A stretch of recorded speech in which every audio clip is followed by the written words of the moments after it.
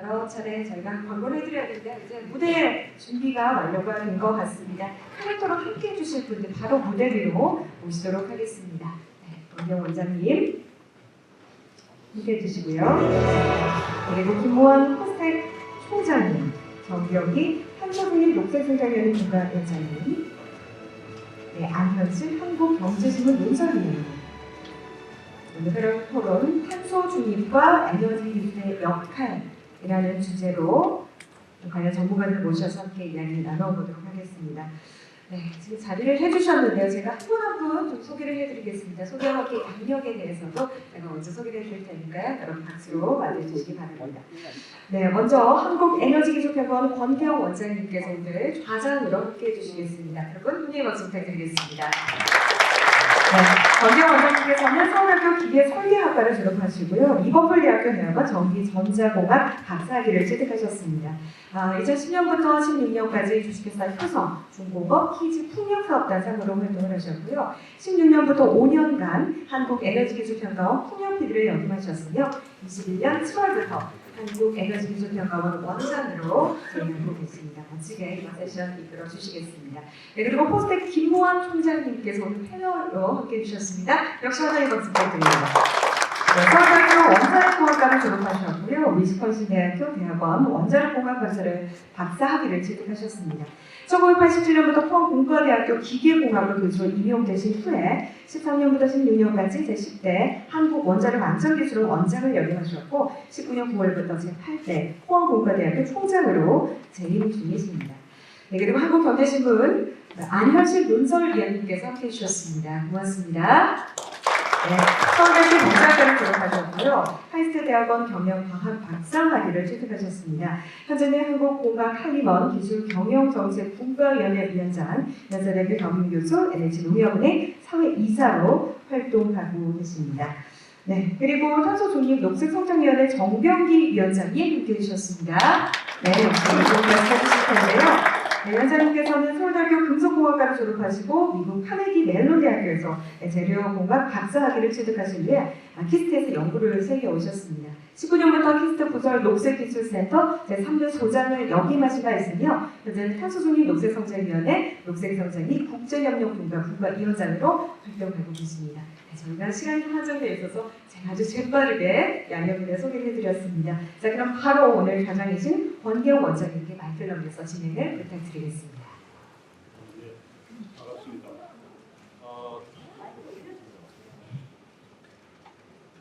네, 반갑습니다. 점심시간을 뺏지 않도록 열심히 진행하겠습니다. 자리에 좀 있어가신 김상현 위원장님께서 몸이 좀 불편하셨지만 한 번에 감사의 말씀 다시 올리고요. 오늘의 패널 토론에 대해서는 세 가지 정도 주제를 갖고서 진행하고자 합니다. 일단 첫 번째로 현재를 대전환의 시대, 탄소중립 녹색 성장의 시대라가 김성현 위원장님께서 말씀하셨는데 디지털 세상, 바이오 혁명, 탄소중립과 녹색 성장이 넥스트 노멀이며 미래강국의 기본 조건을 ABCD라 정리해 주셨고 윤석열 정부의 탄소중립 녹색 성장 정책의 기본 방향을 ROI, 즉 책임 있는 실천, 질서 있는 전환, 혁신 주도 전진으로 정의하셨습니다. 이기평 원장의 입장에서는 아까 제안하신 5가지 방향 중에 초격차 녹색 기술 혁신과 글로벌 융합 인재 양성이 가장 관심이 가는 부분입니다. 이 자리에 참석하신 연구자들이야말로 우리나라 에너지 기술 혁신을 이끌고 계신 주역이라고 할 수 있습니다. 위원장님 말씀을 좀 참고로 우리나라의 탄소중립 달성과 신생산 동력 창출을 위해 인권 노력해 주셔야 할 것 같습니다. 저희 애기평도 여러분들에 대한 지원을 최선을 다하도록 하겠습니다. 자, 여기 계신 세 분의 패널 토론할 첫 번째 주제는 문제입니다. 기후위기 문제가 이미 우리 삶의 일부가 된 것을 느끼게 해주었습니다. 미국과 중국 간의 패권 다툼과 우크라이나 사태로 촉발된 공급망 문제도 그리고 에너지 안보 문제에 대한 문제가 있습니다. 그런 부분에 대해서 의견을 여쭙도록 하겠습니다. 제일 먼저 안현실 위원님께 외부의 위협과 그것이 우리 경제에 미치는 영향이나 향후 대응 방향 등에 말씀해 주시기 부탁드리고요. 김부한 총장님과 정병기 위원장님 순으로 말씀 부탁드립니다. 예, 원장님 감사합니다. 김부한 총장님하고 우리 정병기 소장님 그 두 분만 이렇게 자담회를 하시면 가장 모양이 좋았을 것 같은데 왜 저를 끼워줬는지 이게 제가 좀 이해가 잘 안 갑니다만 원장님께서 지금 외부 위협을 말씀을 하셨습니다. 이게 외부 위협이라는 게 정치학자들은 오랜 고민하는 주제였는데요. 여러분 임진왜란 아마 기억하실 테고 임진왜란 전에 조선통신사가 일본에 파견이 되죠. 그 당시 이제 당파 싸움이 워낙 심해서 선조가 서인하고 동인 이렇게 대표하는 한 명씩 이렇게 묶어서 이렇게 조선통신사를 보냈는데 그 사람들이 막상 일본을 다 정탐을 하고 나서 현지에서는 야 일본이 쳐들어올 것 같다 이렇게 인식이 합의를 봤거든요. 근데 막상 조선까지 돌아오고 나서 그 당파 싸움 때문에 선조한테 정반대로 이야기를 하죠. 진격할 것 같다, 전혀 걱정할 것 없다 이렇게 결국은 임진왜란이 터졌죠. 그래서 이 외부 위협이라는 게 결국은 굉장히 중요한 변수고 그 외부 위협에 따라서 어떤 외부 위협이 오면 혁신하는 국가가 있고 외부 위협이 오면 무너지는 국가가 있다는 게 그게 이제 정치학자들이 관심을 갖는 이유인데 마크 제이 테일러라는 정치학자가 있거든요. 미국의 정치학자인데 이분이 왜 그런 현상이 생길까? 외부 위협이 오면 혁신하는 국가가 있고 외부 위협이 오면 무너지는 국가가 있는가? 이걸 분석을 하다가 이 사람이 이제 아주 간단한 개념을 도입을 하는데 외부 위협하고 내부 갈등 간의 함수 관계를 가지고 설명을 하거든요. 그러니까 아무리 외부 위협이 와도 우리 내부의 갈등 속에 완전히 압도당하게 되면 그 나라는 망한다는 거예요. 근데 예를 들어서 내부 갈등이 굉장히 심하더라도 외부 위협이 왔을 때 그 외부 위협을 인식을 하고 아 저걸 극복해야 되겠다 이렇게 생각을 하게 되면 혁신이 일어난다는 거예요. 그래서 지금 한국이 과연 어떤 상황인가 지금 어떻게 보면 대전환 미중 충돌 다 하나같이 어떻게 보면 외부 위협적인 요소라고 이야기를 하는데 이게 여러분들은 어느 정도까지 이게 타임 스팸을 치면 갈 것으로 생각을 하십니까? 제가 볼 때 100년 전쟁입니다. 100년 전쟁. 미중 충돌 100년 갑니다. 대전환 100년 갑니다. 여러분 역사를 보면 대개 산업혁명이 짧으면 50년, 길면 100년 사이클로 움직이거든요. 근데 대전환도 마찬가지겠죠. 미중 충돌도 마찬가지입니다. 중화인민공화국이 출범한 게 1949년이니까요. 100년이 되는 게 2049년이죠. 그때까지 중국이 망할 일 없을 테고.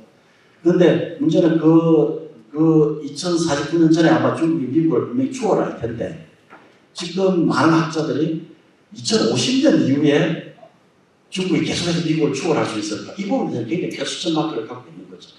왜냐하면 중국이 하드 파워 측면에서는 미국을 여러 가지 위협할지 몰라도 소프트 파워. 그러니까 어떻게 보면 상대로 하여금 나를 매력적이게 만드는 그런 파워 측면에서 미국이 한참 모자란다고 보기 때문에 2050년 이후에는 또 미국이 역전할 거다 이런 이야기를 많이 하죠.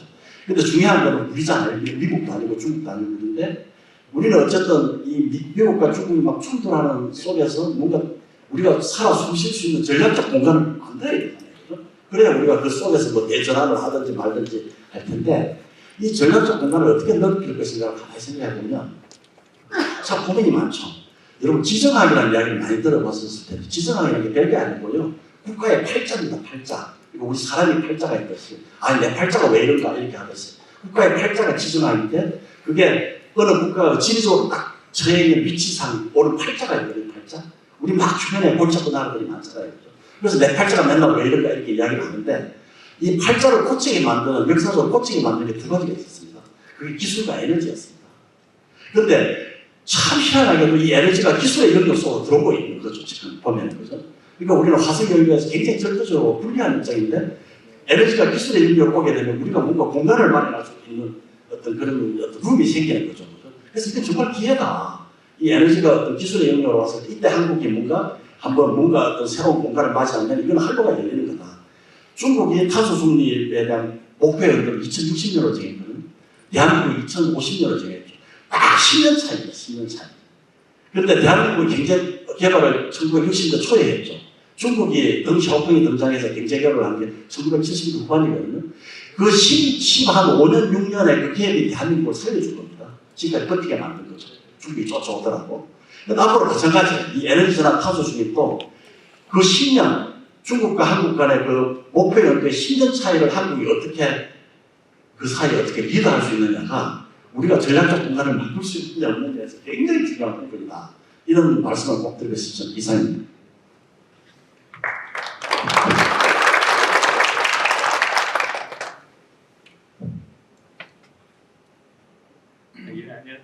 안녕하세요. 김관입니다. 오늘 좋은 말씀 정말 많이 들었고요.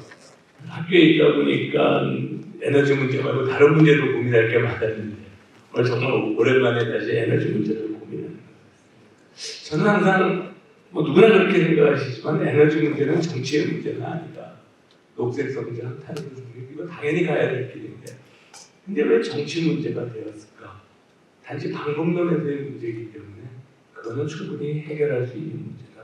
그럼 뭐의 문제냐고 봤을 때 저는 과학 기술의 문제고 또 하나는 경제의 문제라고 생각합니다. 근데 그동안 우리가 이 일을 하면서 경제를 너무 무시하고 있지 않나 하는 생각을 금할 수가 없고요. 오늘 우리 앞에 발표하신 김상희 위원장님께서도 22년 글로벌 크라이시스를 이야기하실 때 다 기후 위기만 보셨죠. 근데 9위가 뭐였나 그러면 거기에서 9위가 데프트 크라이시스. 그러니까 전 세계가 빚 때문에 크라이시스가 올 수도 있다는 걸 거기서 이야기하고 있는데 우리가 지금 말하는 2,600조 9조 달러가 매년 이거를 우리가 사회가 감당할 수 있는 수준이냐 하는 것부터 저는 많은 고민이 됩니다. 그래서 그런 면에서 우리가 같이 고민을 해야 되지 않겠느냐 하는 생각을 하고요. 그러다 보니까 이제 그 원자력이 제가 전공을 하다 보니까 이제 원자력에 대한 말을 좀 할 수밖에 없는 상황인 것 같은데요. 원자력의 특징은 저는 그렇게 봅니다. 상당히 그 기저 에너지로서 적절한 에너지다. 그 다음에 현재 어느 정도 정리가 되어 있고 확립이 되어 있는 에너지다.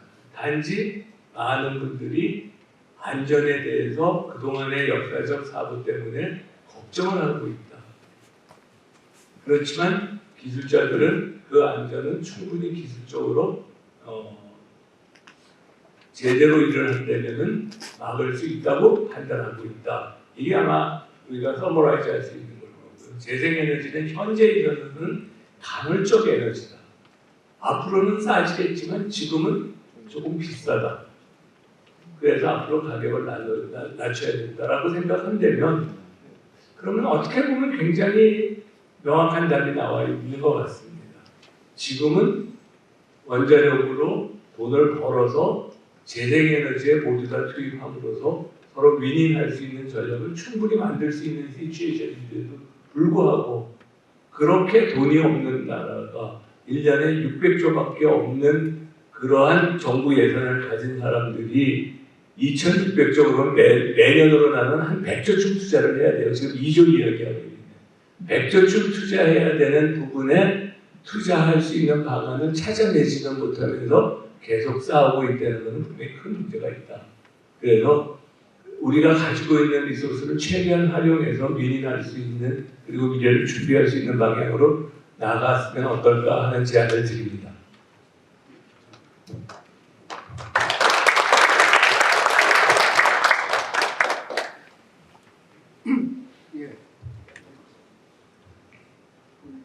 네, 예. 그 말씀들 하셨듯이 이렇게 이제 전쟁 이런 강대국 간 경쟁으로 야기된 이런 에너지 지금 안보 문제는 사실 이제 그 세계가 함께 겪고 있는 문제지만 특히 우리나라는 이제 에너지 집약도, 탄소 집약도 이런 게 이제 굉장히 높은 국가죠. 그래서 화석 연료를 기반으로 한 이런 회색 경제 하에서 에너지 수급에 대한 잠재적이고 이런 가시적인 위협으로부터 이제 구조적으로 매우 취약한 게 이제 우리의 현실입니다.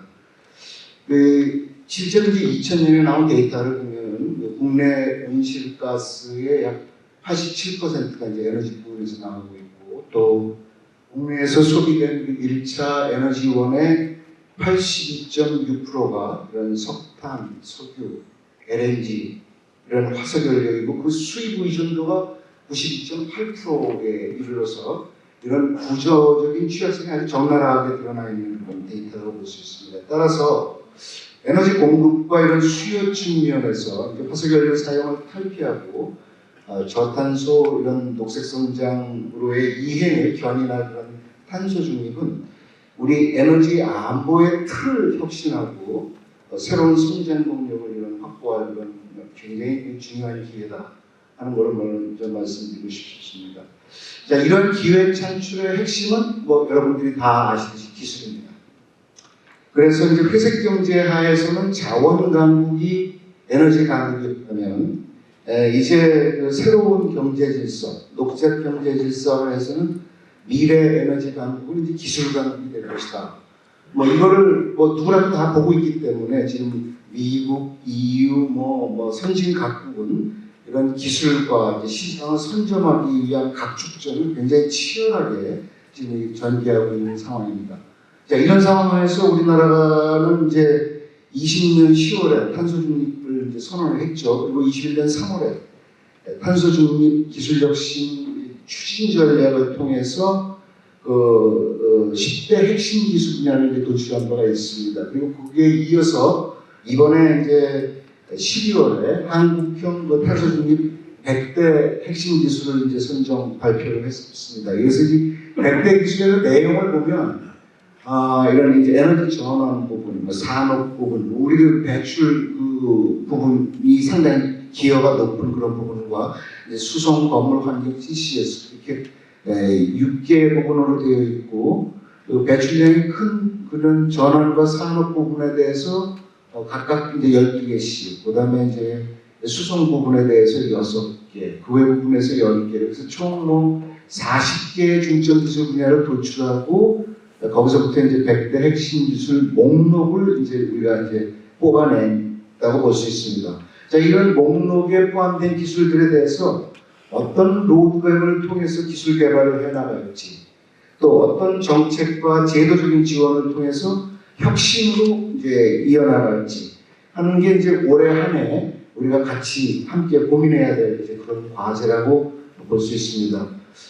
자, 다시 에너지 안보 문제로 돌아와서 이런 에너지 안보의 문제는 이제 비단 회색 경제에서의 문제뿐만 아니라 우리가 지향하는 녹색 경제에서도 여전히 상존하는 그런 이슈입니다.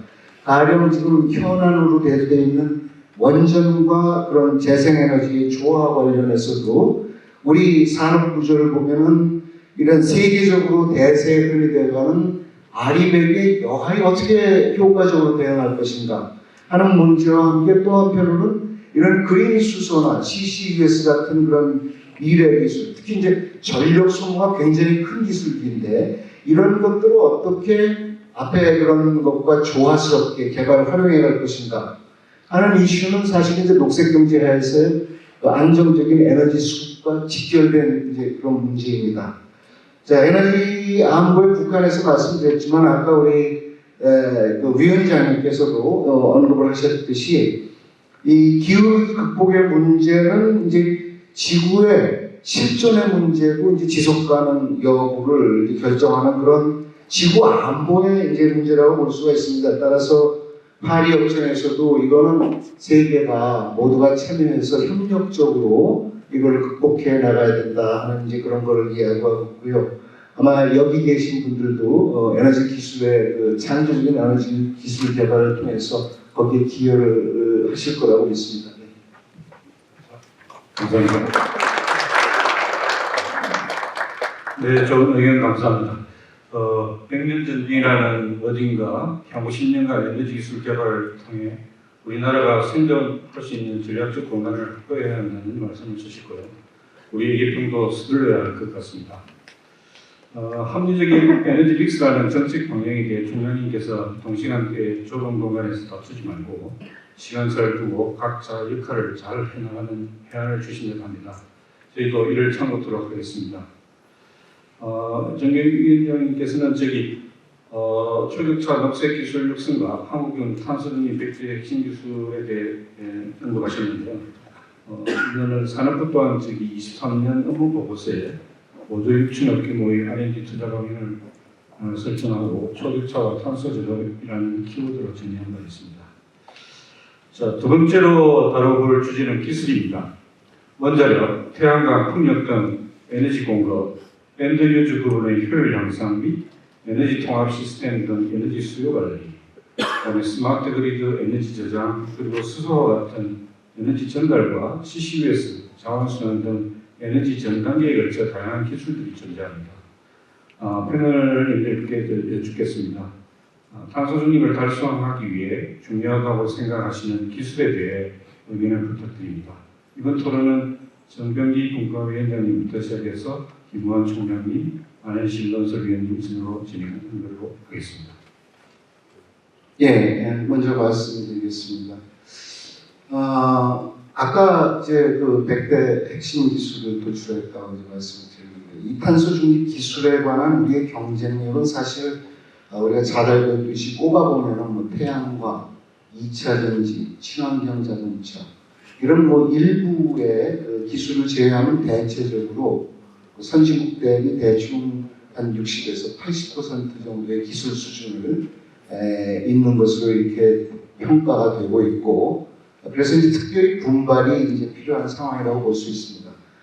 중요한 건 파리 협정에 따라서 우리는 이제 매 5년마다 이렇게 NDC를 상향 조정하고 그 조정된 목표를 잘 이행을 했는지 그걸 점검을 하고, 이런 과정을 통해서 탄소 중립에 이제 도달하도록 그렇게 되어 있습니다. 그래서 이러한 목표 일정을 기준으로 해서 지금 여러 가지 기술들의 기술 성숙도, 또 연관 기술의 확보 여부, 이런 활용 여건의 조성 여부, 뭐 이런 것들을 감안을 해서 이런 탄소 중립 기술의 그 개발 및 활용에 대한 그 로드맵이 이제 향후 구체적으로 작성이 되어야 될 것으로 생각합니다.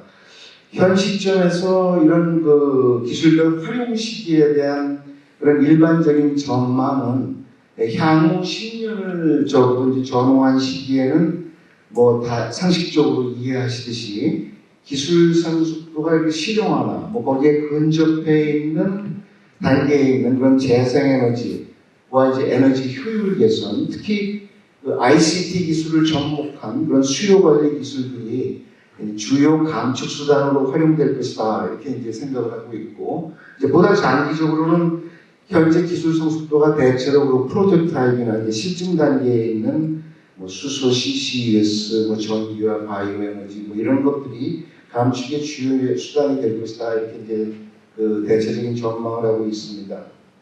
자, 2050 탄소 중립을 위해서 그러면 우리가 어떤 기술의 확보를 중점적으로 추진할 것인가?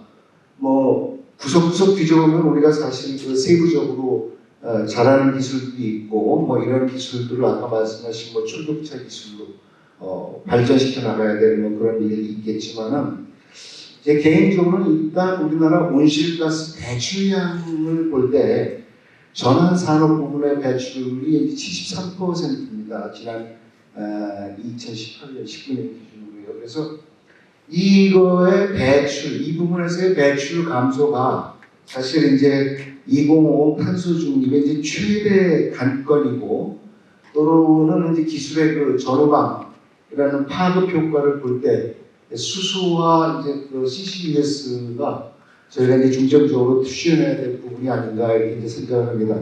특히 이런 기술들은 이제 인프라성 기술입니다. 이런 단위 기술이라기보다는. 그래서 대단히 어떤 생태계 구성에 필요한 기술, 재원, 정책, 국제협력 뭐 이런 부분에 대해서 정부의 주도적인 역할이 특히 중요한 부분으로 이제 되어 있습니다.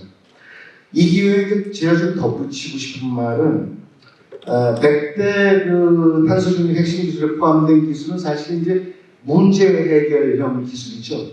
그래서 물론 중요합니다. 근데 그에 못지않게 필수적인 이제 기반 기술을 확보해 나가는 것이 굉장히 중요하다는 점을 이제 말씀드리고 싶습니다. 뭐 어느 학자가 얘기했듯이 측정을 해야 관리가 되고 관리가 돼야 개선이 된다. 뭐 이런 말을 우리가 하지 않더라도 온실가스 감축을 위해서는 일단 온실가스가 어떻게 배출되고 있고 이제 흡수가 되고 있는지 그 현황을 객관적으로 정확하게 측정해야 되는 기술이 필요하고 또 여러 가지 기술이 있는데 각 기술별로 어떤 감축 효과를 갖고 있는지 그 탄소 발자국을 평가를 하고 그 기술을 공간 단위에 배치했을 때 전체 온실가스 감축 효과가 얼마나 있는지 뭐 이런 평가 기술들의 기반 기술이 제 생각에는 결코 간과할 수 없는 전략 기술이다 하는 점을 이제 강조하고 싶습니다. 예를 들어서 지금 미국이나 일본 뭐 EU 같은 데서는 잘 아시겠지만 위성 기술을 활용을 해가지고 전 세계 곳곳에 온실가스 배출원과 배출 현황에 대해서 실시간으로 이제 측정을 하고 있습니다. 그래서 이제 저희가 파리 협정 6조에 보면 2항하고 4항을 보면은 거기에 이제 타결이 돼 있잖아요. 지난번에 이제 COP26에서. 그래서 이제 그거 타결을 기점으로 해서 세계를 무대로 해서 이제 감축 사업이 펼쳐질 예정입니다. 또 뭐 잘 아시다시피 조금 있으면 이제 탄소 국경 조정 제도가 곧 이제 시행이 될 상황에서 자 이렇게 확보된 국내의 온실가스 정보 데이터가 어떻게 활용될까? 이게 전략적인 자산입니다, 사실은. 예, 그래서 이런 그 탄소 및 이런 환경 정보의 그런 어떤 비대칭성을 확보하는 것이 앞으로 그 신기후 체제 하에서 기술 선진국과 선도국과 이런 종속국을 구분짓는 하나의 가늠자가 될 게 아닌가 이제 그런 생각을 해봅니다. 네, 감사합니다.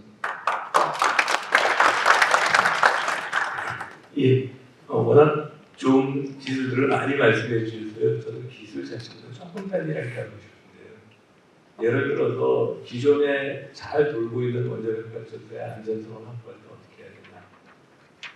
흔들지 않았으면 좋겠다.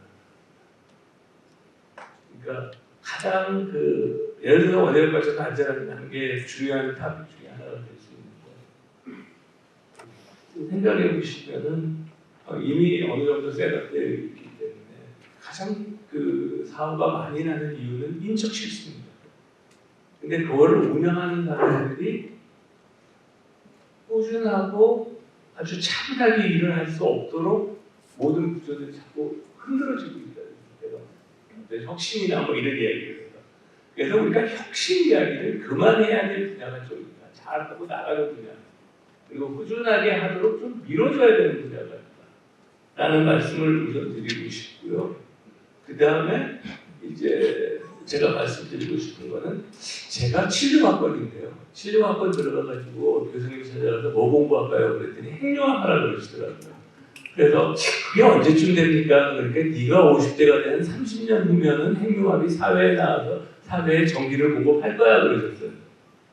근데 30년이 지난 2006년에 제가 뭘 했나 그러면 우리나라가 이터에 참가하기 위한 검토위원회 위원장을 했습니다.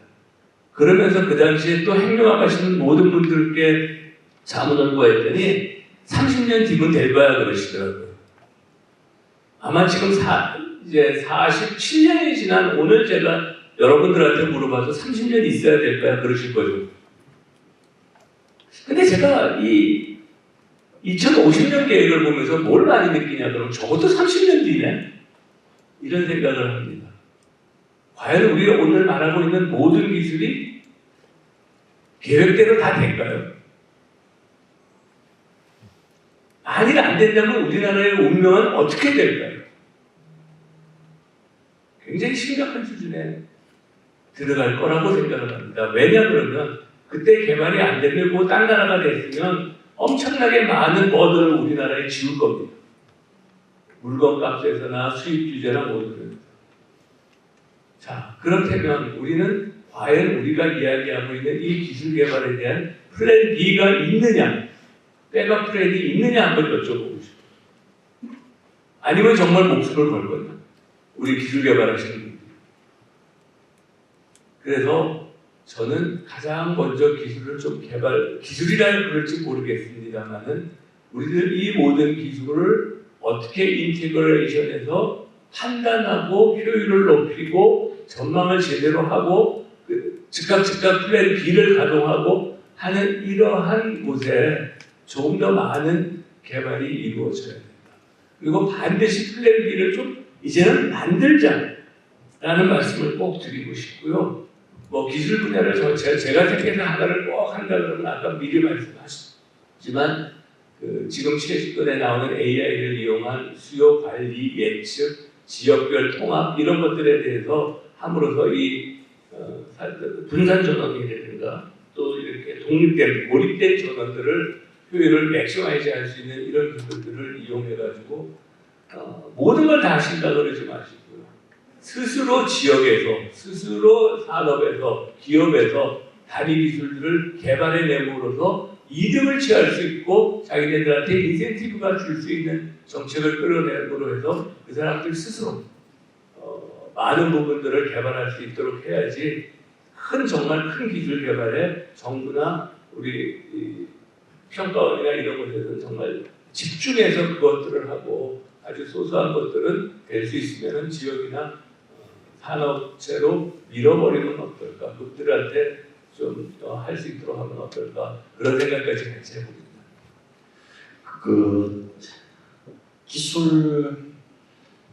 기술도 다 같은 기술이 아니고요. 이게 에너지 섹터하고 비에너지 섹터를 크게 그냥 구분해보면 에너지 섹터에서 기술 핵심이 참 어려워요, 솔직히. 왜냐하면 걸리는 변수들이 너무 많고요.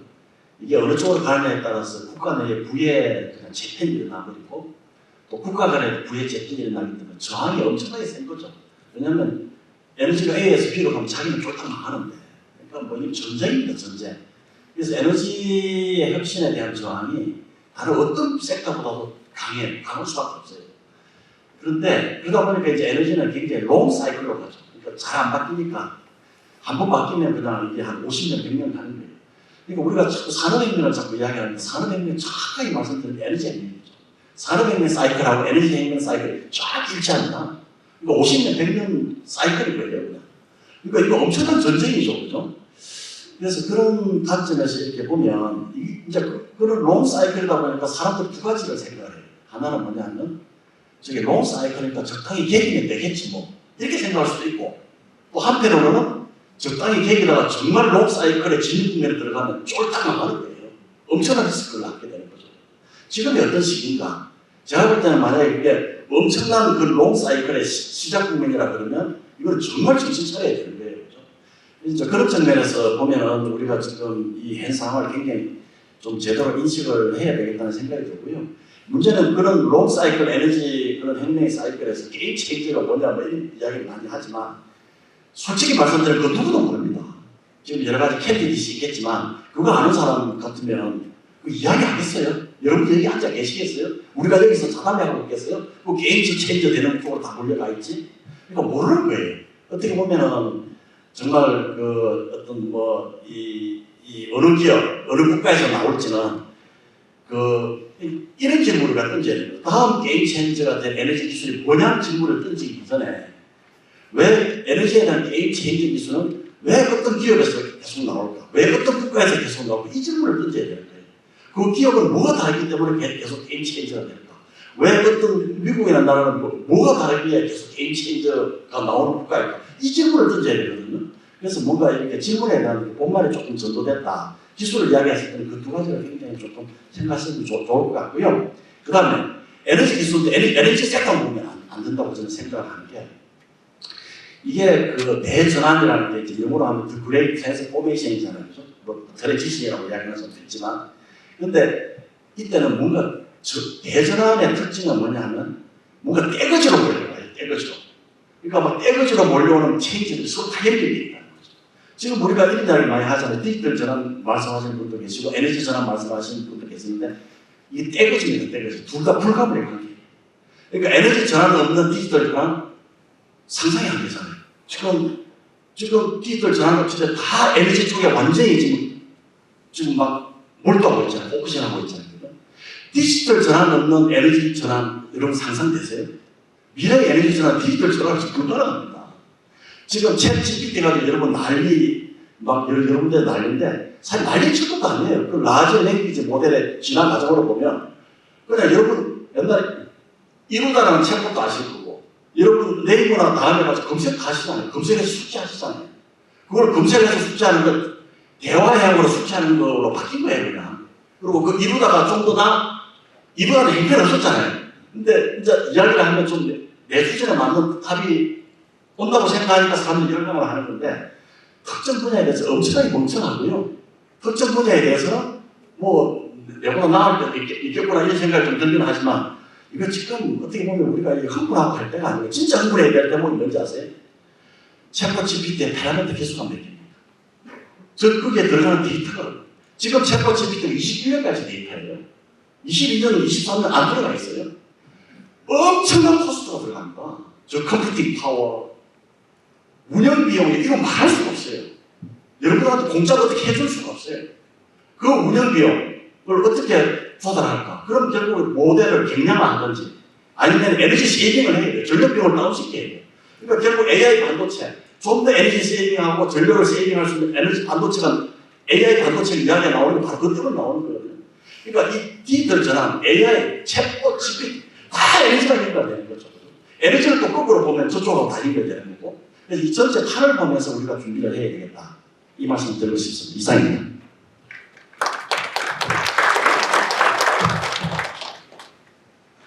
네. 탄소 중립 실현을 위한 다양한 방향성을 말씀해 주셨습니다. 100대 핵심 기술과 로드맵에 대한 상세한 설명 감사드리고, 제 얘기평도 수준의 수소 혼소, 암모니아 혼소, HDC 배전, 개통, 유연성 자원 등 여러 가지 이제 많은 기술들을 1차 공고에 지금 준비를 하고 있습니다. 내일 개최되는 설명회에서도 자세한 설명을 좀 들어보시길 바라고요. 그다음에 총장님께서 그 인티그레이션, 플랜 B 등 개발된 기술의 효율적인 사용을 위해 AI를 어떻게 활용할 것인가, 주변 수용성을 어떻게 높여갈 것인가 하는 고민거리를 주셨습니다. 세 번째 주제는 혁신입니다. 조금 전에 안 위원님 말씀대로 게임 체인지를 놓지 말라는 말씀에 문문에 대한 현답이 실렸습니다. 그럼 좀 더 일반적인 시점에서 의견을 여쭤봐야 할 것 같습니다. 이번에는 김무한 총장님께 첫 마이크를 넘기도록 하겠습니다. 예. 혁신 말씀하시니까 금년 초에 다녀온 그 CES 생각이 나네요. 저는 이제 CES 가서 가장 먼저 느낀 거는 옛날에 가서 항상 기술을 봤는데 이번에는 가서 처음으로 기술과 인간을 연결시켜서 보기 시작했다. 그리고 거기에 발표하는 많은 사람들도 결국 인간과 기술과의 관계를 어떻게 보느냐였다라는 말씀을 드리고 싶습니다. 그 어떻게 보면 발표했을 때 ABCD가 그거라고 생각할 수 있어요. 바이오는 사람이 얼마나 건강하게 오래 살 거냐 라는 인간의 욕망에 대한 얘기고, C는 오늘 이야기하고 있지만 사실 인간이 살고 싶은 거죠. 생존하고 싶으니까 이 이야기하고 있는 거다. D는 생각하는 게 되게 힘들어. 대신 누가 생각 좀 해줘 하는 디지털 AI라고 저는 봅니다. 그러니까 이걸 이제 기술의 진화나 발전을 보면 인간들이 어떻게 무엇을 원하냐에 따라 가는데요. 제가 사실 이번에 저희 학교 4학년 되는 학생들 전부를 데리고 갔어요. 데리고 간 이유는 딱 하나입니다. 애들이 3년 동안 너무 이제 코비드 때문에 이제 어려웠고요. 두 번째는 저는 우리나라의 지금 가장 큰 문제가 오늘 기술, 혁신 이야기 많이 하시는데 애들이 가장 인간적인 기질, 성격이 형성되는 게 고등학교 때거든요. 근데 제가 작년 말에 학생들 중에서 공부 잘하는 성적이 좀 좋은 학생들 30명을 저희 집에 초대해서 저녁을 같이 하는데 애들한테 한 30명한테 물어봤어요. 고등학교 때 배운 좌우명이 뭐냐? 아마 하나씩 다 있으실 겁니다. 근데 대부분 좌우명이 없어요. 많은 친구가 딱 한 가지 좌우명을 이야기하더라고요. 그게 뭘 것 같아요? 자기는 고등학교 때 배운 말은 딱 하나래요. 실수하지 마라. 수능 시험 봐야 되는데 실수하지 말아야죠. 근데 그게 인생이 좌우명이 된 애들이 오늘 말하는 기술과 혁신을 어떻게 이야기하겠어요? 지금 오늘 혁신을 이야기하는데, 그래서 대학에서 가장 먼저 해야 될 거는 학생들의 기질을 바꿔야 되는 순간이 저희들한테 옵니다. 정말 과감하게 도전할 수 있는 성격을 가졌으면 좋겠다. 그리고 가서 5일 동안 학생들하고 엄청 거기에 대한 이야기를 많이 했습니다. 그래서 우리는 정말 어떻게 혁신을 할 거냐는, 또 무엇을 혁신해야 될 거냐, 그걸 이제 주제를 삼으셨는데, 저는 감히 좀 삐딱하게 말하면 연구에는 혁신이 없다. 계속 혁신하려는데 연구는 꾸준하게 계속하는 게 연구지, 갑자기 튀어나가가지고 무슨 혁신이 오늘 아침에 뭐 하늘에서 번쩍 번개가 치는 그런 거를 만들 수 있는 방법은 없다. 꾸준히 하다 보면 번개도 치고 난리도 나고 세상을 바꾸는 기술도 나오지만 그걸 만들 방법은 없다. 라는 거를 우리 스스로 좀 인정하자. 연구자들끼리. 혁신 못하시면 되게 보고 뒤지실 것 같은데 절대 아닙니다. 오래 걸리시고요. 당연히 연구에는 혁신이 없고 여러분들이 하시는 일은 꾸준히 하셔야지 결과가 나오는 거라고 저는 보고, 그것이 정말 혁신적인 연구를 하는 방법입니다. 그런데 혁신이 필요하다. 저는 우리나라 연구계에서 꼭 혁신이 필요한 부분이 연구 주제의 선정입니다. 제가 작년에 어떤 노벨상하고 점심을 먹으면서 이야기하다가 그분이 저한테 하는데, 한국에서 왜 노벨상을 탈 방법을 그렇게 노벨상을 타려고 노력을 하냐. 그러면 어떻게 해야 됩니까? 노벨상을 탈 주제를 어떻게 선정하는지를 논의해라. 노벨상을 타려면 노벨상 주제를 어떻게 선정하는지가 고민인 거다. 라는 리커멘드를 했죠. 제가 그때 크게 느꼈습니다. 연구 주제가 정말 필요한 연구 주제가 잘 선정되고 있느냐.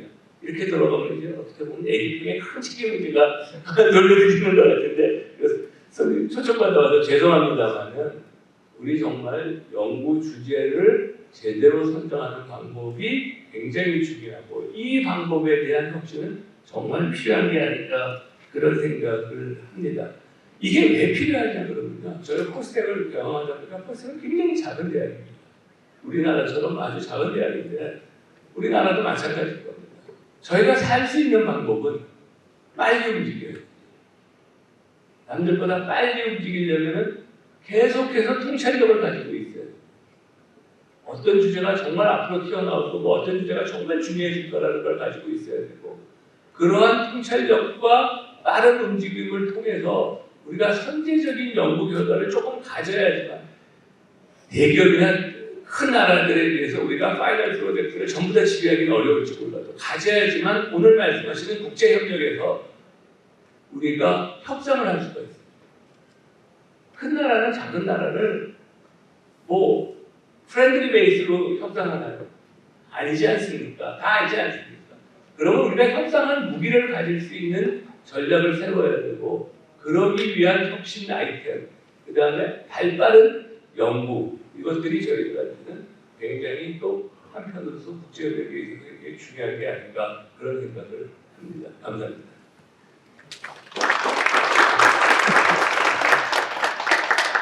김무한 총장님께서 이제 CES 말씀을 하셨으니까 저도 갔다 온 사람으로서 소감을 말씀을 드리면, 그 수많은 기업들, 참가한 기업들이 자기 제품과 서비스를 설명하면서 우리는 AI를 활용했어요 라고 이야기해서 단 한 군데도 없었어요. 왜냐하면 모두가 다 AI를 활용하니까. 더 이상 내치볼 포인트가 아닙니다. 그 다음에 우리는 에너지를 세이빙했어요, 우리는 친환경이에요, 이렇게 말하는 나보다 한 사람도 없었어요. 왜냐하면 그건 다 기본적인 겁니다. 그래서 이게 에너지 또는 이런 친환경, 그 다음에 AI 이 부분은 이미 공기나 전기처럼 너무나 당연한 거예요. 그냥 이미 인프라로 이렇게 다 이미 선에 들어있어서 그걸 내세우는 사람 아무도 없습니다. 어떻게 보면 그 같은 해 하이퍼복선 여러분 아실 텐데 여러 가지 이제 버블이 생기고 뭐 이렇게 쭉쭉 적응을 해 나가죠. 이제 어떻게 보면은 프로덕티비티, 생산성의 언덕으로 올라간 그런 기술, 제품, 서비스들이 우리 드디어 이렇게 시장에서 느낄 수 있는 비즈니스 모델이에요. 이 시장에서 느낄 수 있는 기술이에요. 시장에서 느낄 수 있는 제품이에요. 이 단계까지 이제 가는 거예요. 그런 기업들이 굉장히 주목을 많이 눈길을 끌어가요. 이게 우리한테 시사해주는 바가 굉장히 큰 거죠. 참 이게 보면 제가 제일 답답하게 생각하는 게 이런 이야기를 많이 합니다. 아까 우리 이제 김상현 위원장 그 자료에도 들어있는데 퍼스트 무브 이야기가 나오는데 한국에서 퍼스트 무브가 된다면 죽음입니다. 죽음. 그리고 죽으라는 이야기지 망하는 거잖아요. 그죠? 바보가 되라는 이야기잖아요. 그죠? 그러면서 왜 퍼스트 무브를 저렇게 강조를 할까? 말이 안 되잖아요. 근데 미국에서 여러분, 예를 들어서 지금 여러분들이 알고 있는 역사상 시장에서 퍼스트 무브라고 생각하는 그 퍼스트 무브, 절대 퍼스트 무브가 아니거든요. 엄밀하게 이야기하면. 그 전에 이름 없이 쓰러져난 퍼스트 무브들이 진짜 퍼스트 무브들이 엄청나게 많았거든요. 근데 그 사람들 기꺼이 영광스럽게 오너러블하게 생각하면서 기꺼이 죽었거든요. 그 밭에서 시장에서 여러분이 알고 있는 퍼스트 무브가 나오는 거거든요. 그럼 미국은 그런 환경이 돼 있는데 그런 환경이니까 퍼스트 무브가 정부가 말 안 해도 막 내가 퍼스트 무브야 하면서 시구하면서 뭐 장면에서 꺼져가죠. 그것도 자랑스럽게 생각하고. 네? 그렇지만은 한국은 그게 아니잖아요. 그래서 그 길로 지옥의 나라로 떨어지는 거잖아요. 그래서 이런 부분들에 대한 원천적인 어떤 부분들을 좀 생각을 해야 이게 뭐 연구든 뭐 기업 쪽이든 이게 나름대로 이렇게 생태계가 많이 되는 거지. 이걸 무슨 마지막 그 파이널 앤서만 가지고 참 뜯는다고 뭐가 달라질까 하는 답답함이 있는 거죠. 그래서 이게 스타트업 없이 절대 오늘날 빅테크는 미국의 빅테크가 나왔겠습니까? 빅테크와 스타트업은 원바디입니다. 원바디. 스타트업이 빅테크고 빅테크가 스타트업입니다. 이 원바디로 움직이는 거거든요. 그런 관점에서 보면 우리 에너지 쪽을 돌아보면 에너지 전력선은 거대한 공기업이 몇 개 있고요. 그 다음에 그 뒤에는 큰 정부가 하나 있고요. 또 그 뒤에 정치가 있고요. 모든 걸 다 자주지하잖아요. 그래놓고 핵심을 이야기합니다. 그래놓고 스타트업을 이야기해요. 코미디 하는 것도 아니고 웃기는 거잖아요. 그렇죠? 아까 가격 이야기했지만 윤석열 정부라고 해서 지금 그걸 계획하려는 전혀 의지가 없어 보이잖아요. 그렇죠? 역대적으로 하나도 없어요. 앞으로도 저는 못할 것 같아. 이 정치판, 이 정부판을 가지고는. 그래서 이게 저는 지금 이 에너지 전력 산업의 공기업이라는 구도를 가지고 경쟁과 핵심이 일어날 수 있습니다. 저 공기업과 스타트업이라는 원바디를 가지고 정말 빅테크와 스타트업이라는 원바디를 그냥 이길 수 있을까? 굉장히 회의적이라는 거죠. 그래서 이건 정말 여야 할 것 없이 정말 국가를 생각하고 미래를 생각하고 미래 세대를 생각한다면 에너지 전력 산업의 판을 바꿔야 돼요. 판을. 누군가는 해야 되거든요. 근데 지금 하지 않습니다. 이상입니다.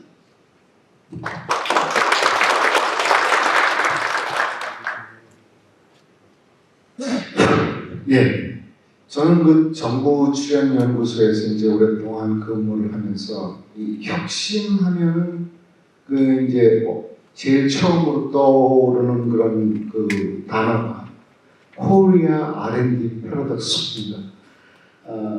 이 뭐 코리아 R&D 패러독스라는 게 뭐 이미 다 알고 계시지만 이렇게 이제 기술 혁신에서 데스밸리를 넘어가지고 그 기술 혁신으로 이어지는 성과가 좀 매우 부족한 거 아니냐 하는 뭐 이제 그런 그 평가에서 이제 비롯된 것이라고 생각을 하는데요.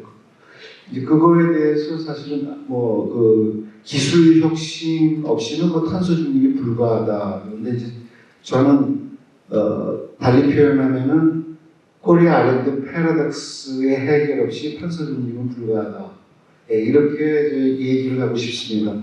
사실은 뭐 코리아 R&D 패러독스에 대해서는 그 원인, 뭐 해결 방안 이런 게 뭐 오랜 기간 동안 정말 뭐 누누하게 얘기가 되었고요. 뭐 요즘에 그 새로 그 시작하는 그런 R&D 사업들을 보면 그런 논의됐던 것들이 이제 상당히 많이 내재가 돼가지고 진행되고 있는 것 같습니다. 그래서 뭐 그런 부분에 대해서는 여기 앉아 계신 분들이 더 잘 알 테니까 그런 생각하고 제가 한 가지만 혁신과 관련해서 말씀을 드리면은 그 기술 혁신과 관련해서 그렇게 이제 통찰력을 제공하는 그런 저서를 꾸준히 짓고 계시는 그리고 서울대 이정돈 교수라고 계시잖아요. 그분은 이 혁신의 핵심적인 요소를 이제 뭐라고 말씀을 하시면 다 알고 계시겠지만은 아까 우리 그 총장님께서도 말씀하셨지만 뭐 노벨상 타기 위해서는 그 연구 주제를 잘 선정해야 된다고 하셨잖아요. 최초의 질문이 이제 좋아야 되고 그 최초의 질문에 대해서 도전적인 시행착오를 축적을 해나가는 게 바로 이제 그 혁신의 가장 핵심적인 요소이다 이렇게 이제 이야기를 하거든요. 오늘 뭐 초격차라는 단어가 여러 차례 나왔지만 그 초격차라는 저서를 지으신 우리 삼성종기원의 권호연 의장님은 그 격자가 원래 우리들이 그냥 일반적으로 얘기하는 이제 벌어질 격자잖아요. 근데 이제 그분은 그거를 품격할 때 그 격자로 이렇게 그 전환을 해서 이렇게 설명을 하시더라고요. 그래서 우리가 사람으로 쳐서도 이렇게 품격이 높다 그러면은 좋은 생각과 행동을 반복적으로 해서 그게 습관화가 된 사람들이 품격이 좋은 사람들이 많잖아요. 이게 혁신에도 저는 그대로 적용이 되는 그런 예라고 봅니다. 그래서 그런 기술 혁신과 초격차, 어느 날 이런 격차가 벌어진 기술이 뭐 하룻밤 사이에 태어나는 것이 아니고, 아까 뭐 우리 그 안 위원님께서도 말씀하시고 총장님께서도 말씀하신 맥락이 이제 바로 그런 게 아닌가 싶습니다. 자, 그래서 한 가지만 제가 여기서 이제 혁신에서 말씀드리려고 했던 거는, 이런 맥락에서 보면 사실은 그 도전적인 그 시행착오를 축적할 수 있는 공간의 장을 넓혀준다는 측면에서 국제협력이 매우 중요한 기회다, 이렇게 이야기를 할 수 있을 것 같습니다. 그래서 이제 파리 협정에서도 이제 온실가스 감축의 수단으로서 이제 기술을 매개로 한 국가 간 협력을 강조하고 있고, 뭐 최근에 국제에너지부 분석에 따르면 국제협력 없이는 뭐 탄소 중립이 한 40-50년은 늦어질 거다, 이렇게 전망을 하고 있기도 합니다. 특히 이제 어떤 분야에서의 국제협력, 그 산업 분야, 이제 헤비 인더스트리나 특히 이제 그 장거리 이런 그런 수송 수단 같은 거, 아까 그 위원장님께서 발표하실 때 그 FMC에 대한 소개를 가다니 보니까 전부 그런 산업들이에요. 그러니까 철강, 시멘트, 석유화학, 그다음에 이 수송 분야들. 그러니까 아마 그런 그 분야에 대한 국제 협력이 상당히 중요하다, 그런 거를 이제 알 수 있고요. 그래서